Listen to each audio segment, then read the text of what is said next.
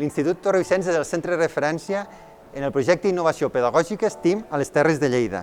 En ell es desenvolupen els àmbits de la ciència, la tecnologia, l'art i les matemàtiques, utilitzant aprenentatges significatius i vivencials i contextualitzats, i emprant les tecnologies favorables.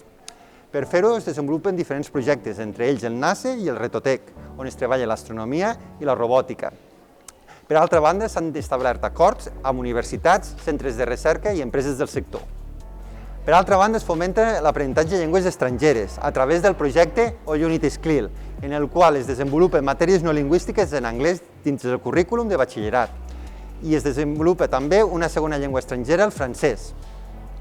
A més, es fan accions internacionals amb acords amb altres centres educatius de tota Europa mitjançant el projecte Erasmus, que dona l'oportunitat a l'alumnat de treballar de forma cooperativa i vivencial en entorns fora de la seva zona de confort i, per tant, fer-lo esdevenir un ciutadà actiu d'Europa.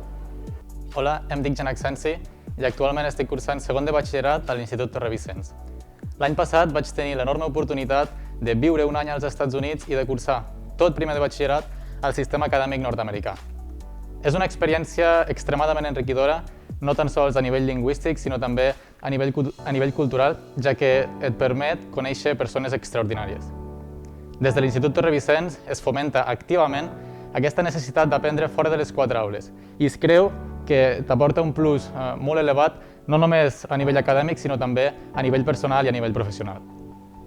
Hola, em dic Àngel Térmens i avui us vinc a parlar d'una de les activitats més atractives que us pot oferir l'Institut Torre Vicenç.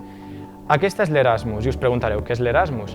L'Erasmus és una estada a l'estranger en la qual compartiu una experiència extralingüística i extracultural amb un noi o amb una noia que us ve a casa o vosaltres aneu a la seu allà a l'estranger.